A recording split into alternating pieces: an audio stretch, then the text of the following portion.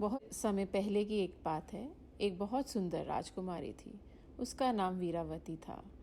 जब उसकी शादी की उम्र हुई तो वीरावती का विवाह एक राजा के साथ कर दिया गया।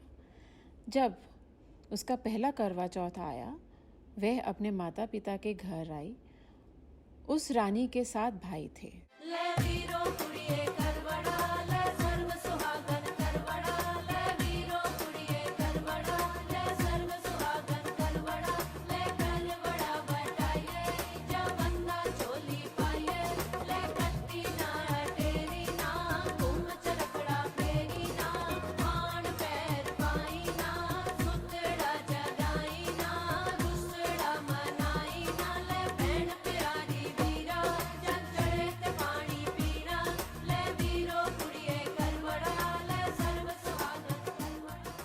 सूर्य उदय के बाद व्रत रखा गया, पर रानी बड़ी नाजुक थी और व्रत ना रख पाई।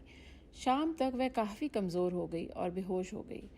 उसके 7 भाइयों ने उसकी ये हालत देखी नहीं गई, क्योंकि वह रानी से बहुत प्यार करते थे और वह अपनी बहन की ये हालत नहीं देख पाए। उन्होंने सोचा कि क्यों ना बहन का व्रत खुलवाया जाए।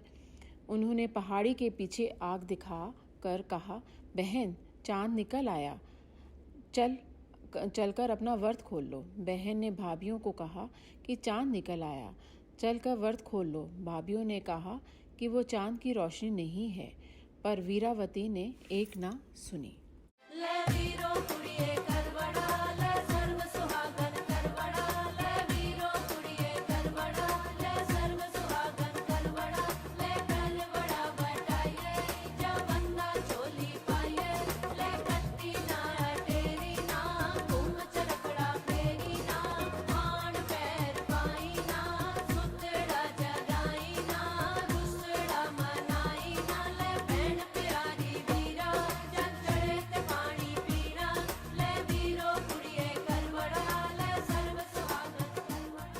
जब रानी महल में पहुंची तो उसने राजा को बेहोश पाया और राजा के शरीर में हजारों सुइयां चुभी हुई थी।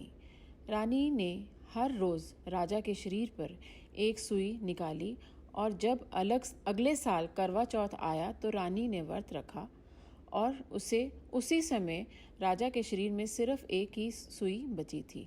रानी ने अपनी दासी को ये काम सौंप कर बाजार करवा लेने चली गई।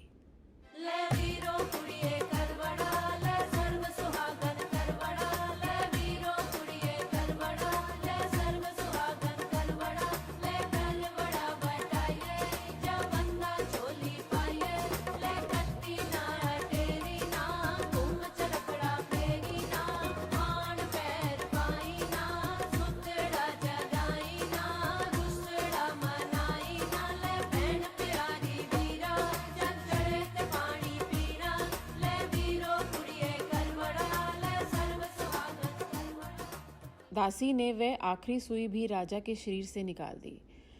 राजा की बेहोशी खुल गई और वह दासी को ही रानी समझने लगा।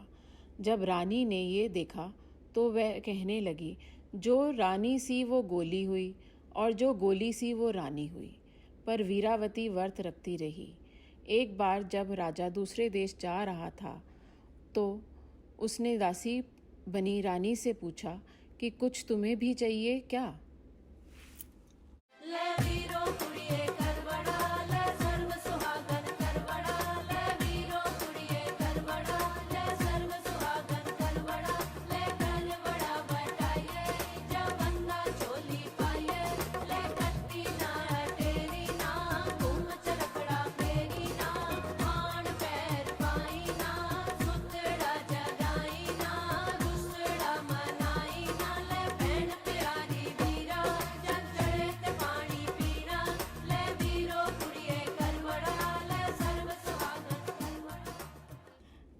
राजा के पूछने पर रानी ने कहा, मेरे लिए 2 एक जैसी गुड़िया लेके आना। राजा उसकी बात मानकर चला गया और वो गाती रही, जो रानी सी वो गोली हुई और जो गोली सी वो रानी हुई। राजा उसके लिए 2 गुड़िया ले आया और उससे पूछा कि वह गाना क्यों गाती है। माता पार्वती की कृपा से वीरावती ने राजा को सारी बात सुनाई।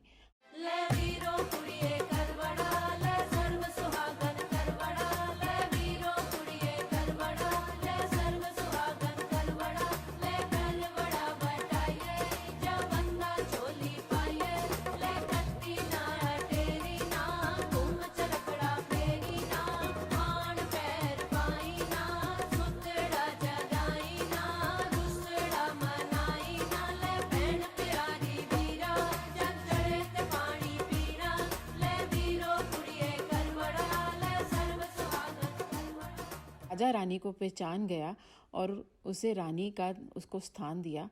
तब रानी बोली, जो रानी थी वो रानी हुई और जो गोली थी वो गोली हुई।